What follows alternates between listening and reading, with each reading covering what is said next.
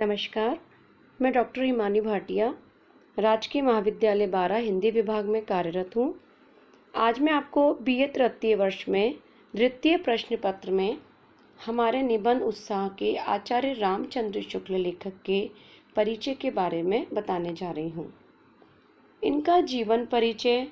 रामचंद्र शुक्ल 1884 ईस्वी में इनका जन्म हुआ था। इनका जन्म स्थान है दुवस्ती, जिला अगोना। इनके पिताजी का नाम है चंद्रबली शुक्ल और उनकी मृत्यु हुई थी 1941। जन्म सन 1884 ईस्वी, निधन 1914। जन्म स्थान बस्ती जिले के अगोना गांव में, उत्तर प्रदेश। विधिवत शिक्षा इंटर तक हुई। संस्कृत, हिंदी, अंग्रेजी का विशद ज्ञान स्वाध्याय के बल पर प्राप्त किया। शुक्ल जी के पिता मिर्जापुर में कानून के व्यक्ति थे। पिता ने शुक्ल पर उर्दू और अंग्रेजी पढ़ने पर जोर दिया, पर वे आंख बचाकर हिंदी पढ़ते थे। शुक्ल जी गणित में बहुत कमज़ोर थे। शुक्ल जी ने मिर्जापुर के पंडित केदारनाथ पाठक और बद्री नारायण चौधरी प्रेमधन के संपर्क में आकर अध्ययन अध्यापन पर बल दिया। 1901 और 10 ईस्वी के लगभग हिंदी शब्द सागर के संपादन में वेतनिक सहायक के रूप में ये काशी में रहे। शुक्ल जी ने कुछ समय हिंदू विश्वविद्यालय बनारस के हिंदी अध्यापक रहे। शुक्ल जी ने महीने भर के लिए अलवर में भी नौकरी की। 1937 ईस्वी में वे बनारस हिंदी विश्वविद्यालय के हिंदी विभागाध्यक्ष नियुक्त हुए। इसी पद पर रहते हुए 1941 ईस्वी में श्वास के दौरे में हृदय गति बंद होने से इनकी मृत्यु हो गई। शुक्ल जी द्वारा संपादित कृतियां हैं जायसी ग्रंथावली 1925, भ्रमर गीत सार 1926, गोस्वामी तुलसीदास, वीर सिंह देव चरित, भारतेंदु संग्रह, हिंदी शब्द सागर। इनकी मौलिक रचनाएं कविताएं हैं हमारी जायसी, तुलसी, सूरदास, रसमीमांसा, भारत में बसंत, मनोहर छटा, मधु स्तोत्र।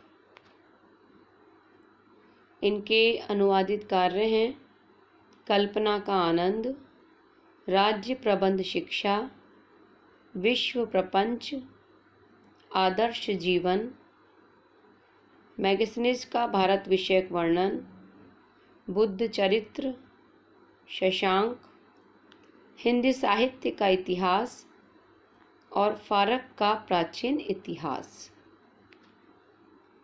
इनके निबंध संग्रह हैं काव्य में रहस्यवाद 1929, विचार विधि 1930, 1912 से 1919 तक के मनोविकार संबंधी निबंध, रस मीमांसा 1949 ईस्वी, चिंतामणि भाग 1939, चिंतामणि भाग 2 1945, चिंतामणि भाग 3 नामवर सिंह द्वारा संपादित, चिंतामणि भाग 4 कुसुम चतुर्वेदी संपादित शुक्ल द्वारा लिखी गई विभिन्न पुस्तकों की भूमिका और गोष्ठियों में दिए गए उद्भाषण। प्रमुख निबंध हैं काव्य में प्रकृति दृश्य, रसात्मक बोध के विविध स्वरूप, काव्य में अभिव्यंजनावाद, कविता क्या है, काव्य में लोकमंगल की साधना अवस्था, भारतेंदु हरिश्चंद्र, काव्य में रहस्यवाद, मानस की धर्मभूमि, साधारणीकरण और व्यक्ति वैचित्र्यवाद, साहित्य, उपन्यास, मित्रता और तुलसी का भक्ति मार्ग। चिंतामणि भाग 1 में कुल निबंध 17। पहला भाव या मनोविकार, उत्साह, श्रद्धा भक्ति, करुणा, लज्जा और ग्लानि, लोभ और प्रीति, घृणा, ईर्ष्या, भय, क्रोध। चिंतामणि भाग 2 1945 ईस्वी में तीनों समीक्षात्मक निबंध। पहला, काव्य में प्रकृति दृश्य 1922 ईस्वी, काव्य में रहस्यवाद प्रथम सैद्धांतिक आलोचना 1929, काव्य में अभिव्यंजनावाद 1935। आचार्य रामचंद्र शुक्ल ने काशी नागरी प्रचारिणी का 10 वर्षों तक संपादन किया। शुक्ल जी ने ब्रजभाषा और खड़ी बोली में फुटकर कविताएं लिखी। बुद्धचरित एडविन अर्नाल्ड के लाइट ऑफ एशिया का ब्रजभाषा में पठ्यानुवाद किया। कल्पना का आनंद प्लेजर्स ऑफ इमेजिनेशन का अनुवाद किया। राखलदास बंदोपाध्याय के उपन्यास शशांक का अनुवाद किया। रस मीमांसा शुक्ल जी ने सैद्धांतिक समीक्षा पर जो कुछ भी लिखा वो उनकी मृत्यु के बाद संग्रहित कर रस मीमांसा नामक पुस्तक से प्रकाशित करवाया गया। विश्व प्रपंच दर्शन पर लिखित पुस्तक जो रिडल ऑफ द यूनिवर्स का अनुवाद है। नलिन विलोचन शर्मा साहित्य का इतिहास दर्शन में उन्होंने कहा कि शुक्ल जी से बड़ा समीक्षक संभवत उसे युग में किसी भी भारतीय भाषा में नहीं था। शशांक मूल बंगला में दुकान थे पर उन्होंने उसे सुखांत बना दिया। शुक्ल जी ने साधारणीकरण के संबंध में लिखते हैं कि आलमन तत्व धर्म का साधारणीकरण, अनुभूति प्रसूत भावुकता, उन्हें स्वीकार भी कल्पना प्रसूत नहीं। शुक्ल जी ने काव्य की कर्मयोग एवं ज्ञान योग के समकक्ष रखते हुए भाव योग कहा जो मनुष्य के हृदय को मुक्तावस्था में पहुंचाता है। शुक्ल जी की समीक्षा का मूल स्वर व्याख्यात्मक है। आचार्य रामचंद्र शुक्ल के अनुसार उनके निबंध अत्यंत ही गहरे रूप में बौद्धिक एवं विषयनिष्ठ हैं। उन्हें हम ललित निबंध की कोटि में नहीं रख सकते। आचार्य रामचंद्र शुक्ल के महत्वपूर्ण कथन हैं। श्रद्धा और प्रेम के योग का नाम भक्ति है। श्रद्धा का व्यापार स्थल विस्तृत है। प्रेम का एकांत, प्रेम में घनत्व अधिक है। श्रद्धा में विस्तार, सामाजिक जीवन की स्थिति और पुष्टि के लिए करुणा का प्रसार आवश्यक है। जिस प्रकार आत्मा की मुक्तावस्था ज्ञान दशा कहलाती है, उसी प्रकार हृदय की यह मुक्तावस्था रस दशा कहलाती है। हृदय की इसी मुक्ति साधना के लिए मनुष्य की वाणी जो शब्द विधान करती है उसे हम कविता कहते हैं। यदि गद्य लेखकों की कसौटी है तो निबंध गद्य की कसौटी है। भाषा की पूर्ण शक्ति का विकास निबंधों में ही सबसे अधिक संभव है। आचार्य रामचंद्र शुक्ल ने अपनी निबंध यात्रा को बुद्धि की यात्रा हृदय के साथ कहा है। आचार्य शुक्ल के चिंतामणि भाग 1 और भाग 2 के निबंध पहले किस नाम से प्रकाशित हुए थे वो है विचार विधि 1930। यदि प्रेम स्वप्न है तो श्रद्धा जागरण। आचार्य शुक्ल ने एडिसन के ऐसे ऑन इमेजिनेशन का कल्पना का आनंद नाम से अनुवाद करवाया। इन पुस्तकों को एक मोहल्ले में फैली बातों से दूसरे मोहल्ले वालों को परिचित कराने के रूप में समझना चाहिए, स्वतंत्र समालोचना के रूप में नहीं। महावीर प्रसाद द्विवेदी के आलोचनात्मक कृतियों पर टिप्पणी किसने की? तो हम कहेंगे कि वो टिप्पणी आचार्य रामचंद्र शुक्ल ने की। काव्य में रहस्य कई वाद हैं, न ऐसा जिसे लेकर निराला कोई पंथ ही खड़ा करे। यूं ही जब रूप मिले बाहर के भीतर की भावना से, जानो तब कविता का सत्य पल है, ऐसा रामचंद्र शुक्ल का मानना है। छायावाद का सामान्यतः अर्थ हुआ प्रस्तुत के स्थान पर उसकी व्यंजना करने वाले छाया के रूप में अप्रस्तुत का कथन। आचार्य शुक्ल ने छायावाद का प्रतिनिधि कवि किसे माना है? तो आचार्य शुक्ल ने छायावाद का प्रतिनिधि कवि पंत को माना है। नाद सौंदर्य से कविता की आयु बढ़ती है। अयोध्या कांड में चित्रकूट की सभा एक आध्यात्मिक घटना है। सूर द्वारा रचित कृष्ण और गोपियों को प्रेम जीवनोत्सव है। पाखंड प्रतिषेध शीर्षक से किस आलोचक ने छायावाद रहस्यवाद के विरोध में एक कविता लिखी? न्यूमैन के लिटरेचर का साहित्य शीर्षक से अनुवाद किसने किया? आचार्य शुक्ल ने।